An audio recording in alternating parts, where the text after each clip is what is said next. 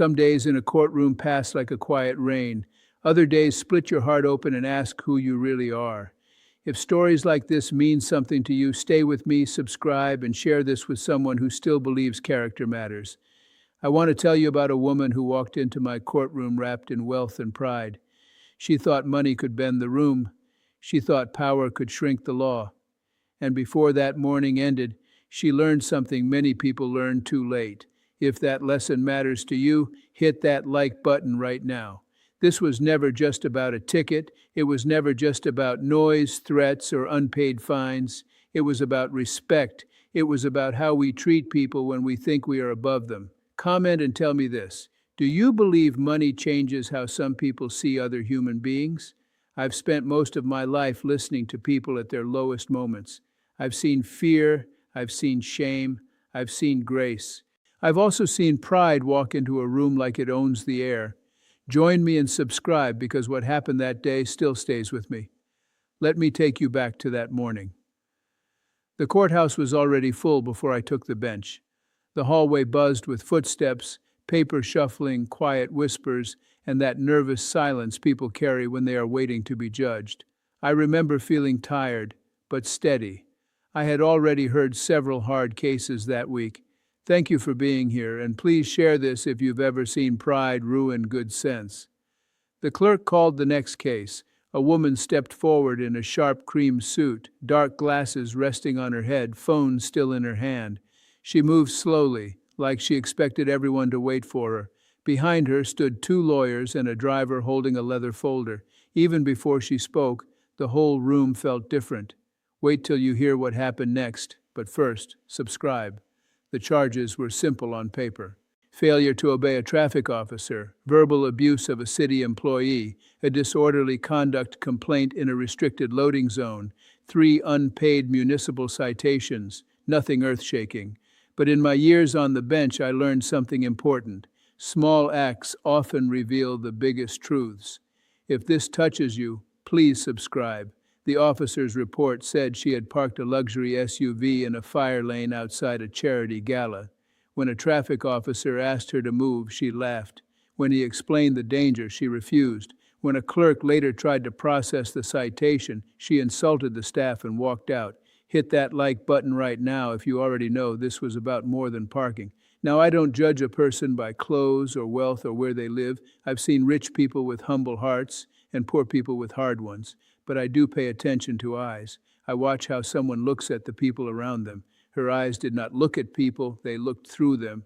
Comment below, have you ever met someone like that? When I asked her to state her name for the record, she sighed before speaking. Not a tired sigh, not a worried sigh, a bored sigh, the kind that says, why am I even here with these people? I felt something tighten in my chest. Join me and subscribe, because the next few minutes shocked even me. I asked if she understood the charges. She smiled without warmth and said, I understand that this is a waste of my time. The room went quiet. The clerk froze for half a second. The officer stared straight ahead. I've heard anger in court. I've heard grief. But that kind of contempt, it lands cold. If this matters to you, please share this story. Then it got worse. I asked her about the unpaid citations. She looked at the clerk and said, send them to my accountant. I don't handle petty things. The clerk, a kind woman who had worked there for years, kept her composure. But I saw her face change. That clerk had served thousands of people with patience. She deserved better. Hit like if you believe every worker deserves respect. I tried once more to slow the room down. Sometimes people act badly because they're scared. Sometimes pride is just panic wearing expensive shoes. So I asked calmly, ma'am, do you wish to explain your side? She tilted her head and said the words that people still ask me about. Explain myself to you? You're nobody. Comment below. Was that the moment things changed? I won't lie to you. My hands felt warm on the bench, not because I feared her, because I knew in that instant this case was no longer routine. A courtroom can survive anger. What it cannot reward is open contempt for the rule that protects us all. Thank you for being here. Please subscribe for more stories that test the human heart. She didn't stop there.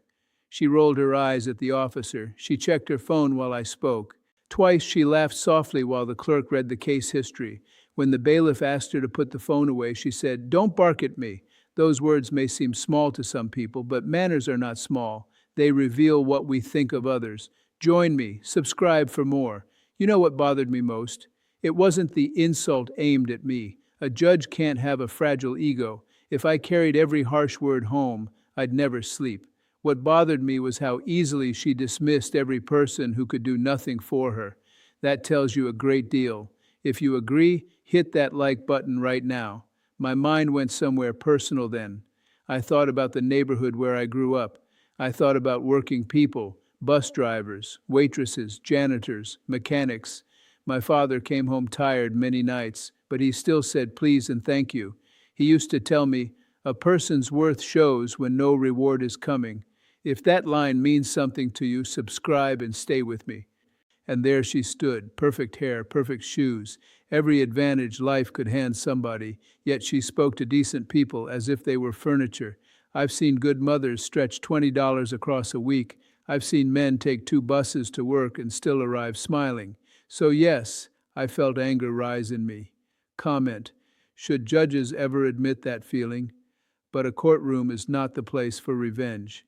Not mine, not ever. I had to keep my voice level. I had to make sure justice spoke louder than emotion. That is harder than many people think. Thank you for listening. Please share this with someone who believes self-control is real strength. As the officer testified, her smirk kept returning. He described the fire lane, the warning, the refusal, the crowd gathering near the event entrance. He said he asked her 3 times to move the vehicle. He said she told him, "People like you exist to open roads for people like me." Those words hit the room like a slap. Wait till you hear what I almost did, but first subscribe. I looked at her then, hoping for even a flicker of regret. Nothing, no lowered eyes, no apology, no embarrassment, just impatience. That kind of emptiness can be harder to face than shouting. If this story moves you, please subscribe. Part of me wanted to show mercy. I mean that honestly. I have always believed people can have a terrible day and say terrible things. I have seen remorse bloom in a single minute. I have watched anger melt into tears. I have watched pride crack open and let truth in. Hit like if you believe grace should always be considered. So I paused the case. I leaned back. I let the silence sit there. The clock on the wall made that soft ticking sound every courtroom has. Tick, tick, tick. Each second felt heavy. Comment below: have you ever been in a moment where silence said more than words?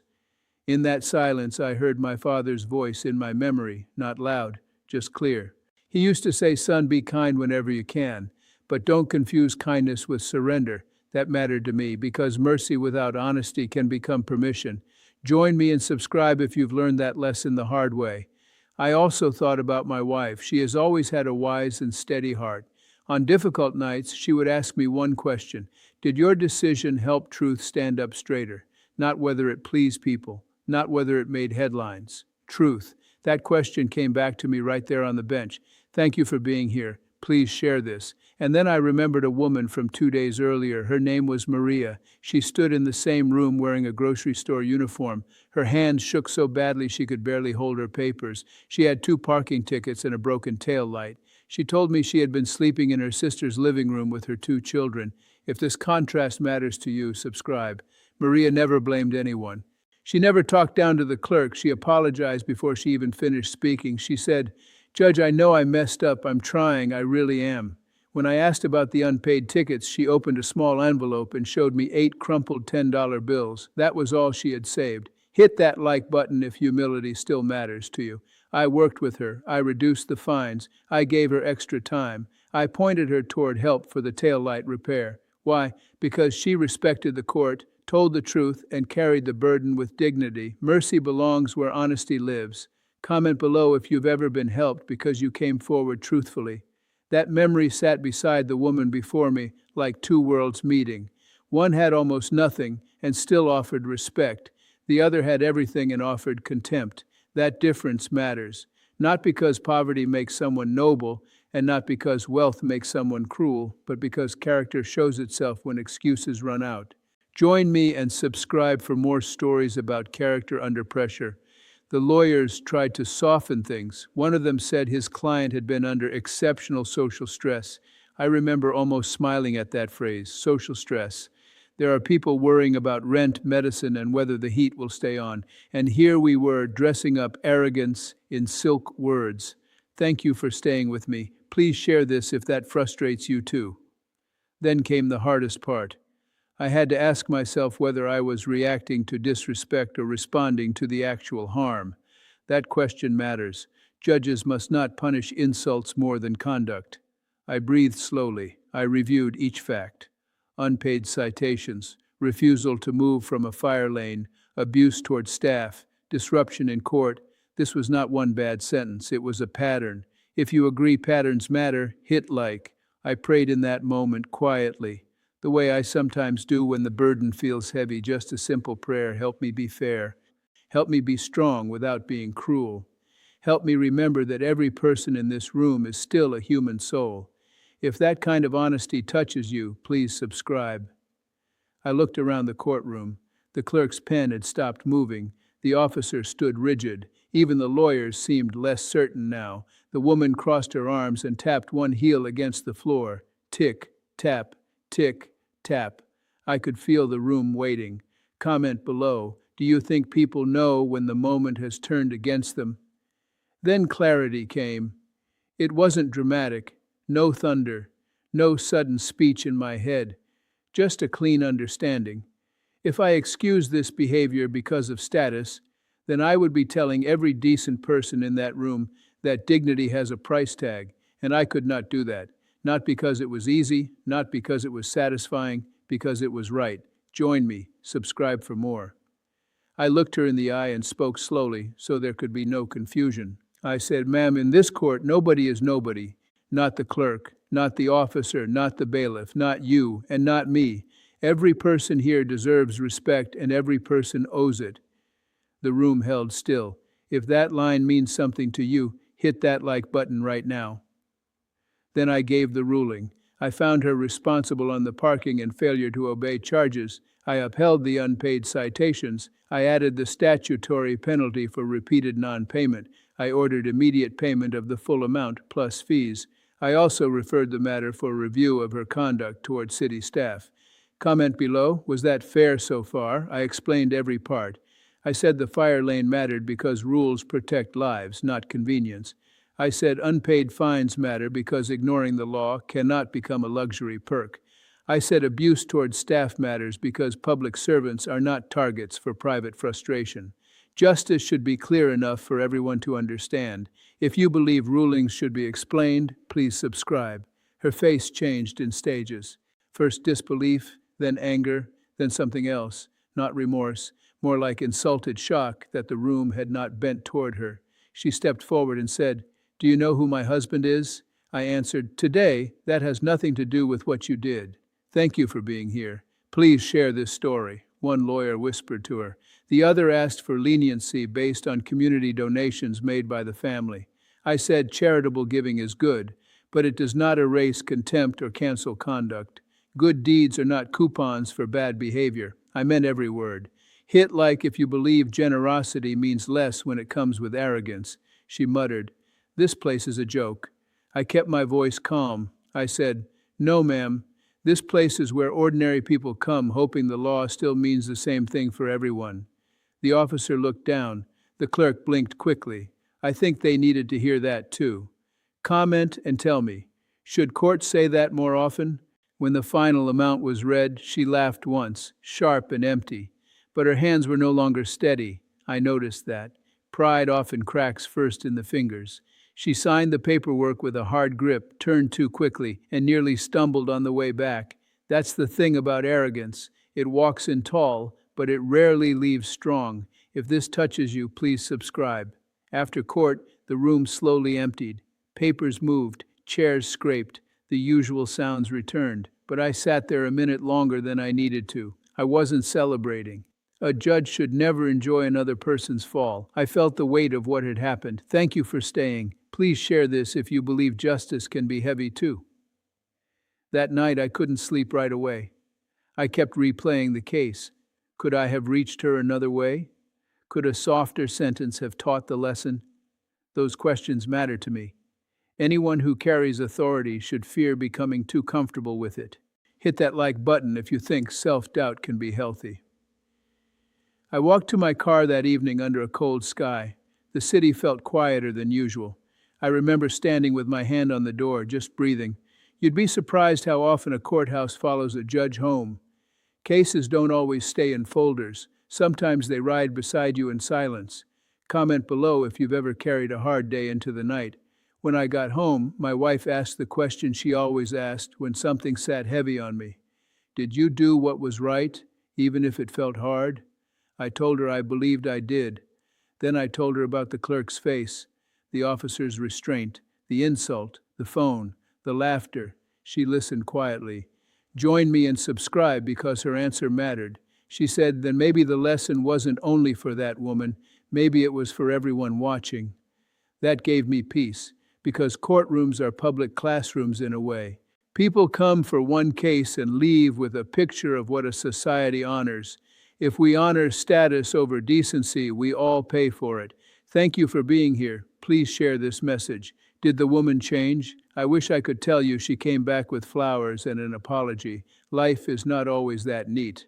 What I heard later was this. The fines were paid. The staff complaints stopped. Her representatives became much more polite when dealing with the city. Sometimes change does not begin in the heart. Sometimes it begins in restraint. Hit like if you know that's still a start. Would I decide the same way again? Yes, I would. Not with pleasure, not with pride, but with peace. Because the law loses its moral voice the second it bows to money, glamour, or family influence.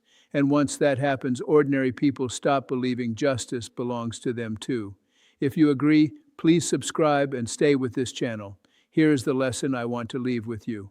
Character is not tested when people praise you. It is tested when someone cannot advance your career, grow your wealth, or protect your name. How you treat that person tells the truth, always. Comment below, what does real character mean to you? I have learned that arrogance is often weakness dressed for a fancy dinner. Loud contempt usually hides a frightened soul. But hidden pain does not excuse public cruelty. We can understand a wound without rewarding the harm it causes. That balance matters in a family, in a neighborhood, and in a courtroom. If this lesson means something to you, hit that like button right now. Money can buy comfort. It can buy lawyers. It can buy walls, cars, watches, and silence. But it cannot buy decency. That must be practiced. It must be chosen every day, in traffic, in stores, at home, in court. Join me. Subscribe for more stories about truth, mercy, and accountability. And if you have ever been treated as small by someone who thought they were big, hear me clearly. Your dignity is not theirs to grant. It was yours before they arrived, and it will be yours after they leave. Never forget that. Thank you for being here. Please share this with someone who needs that reminder tonight. I still believe people can change. I must believe that, or I could never sit where I sit. But change begins with one hard thing. Looking in the mirror without excuses. No blame, no status, no shield, just truth. And from truth, maybe grace. If this touches your heart, please subscribe. So that is my answer to those who ask why I ruled the way I did. I did it for the clerk, for the officer, for every worker ever dismissed with a wave, for every honest person who wondered whether the system only respects the rich, and yes, even for that woman, because sometimes the kindest thing left is a firm boundary. Comment, was I too harsh? Thank you for spending this time with me. Hold on to your manners, hold on to your humility. Teach your children that respect is not weakness, it is strength with a soul. And when life gives you power, wear it gently. Subscribe, share, and come back again. Take care of yourselves, and may grace guide your steps.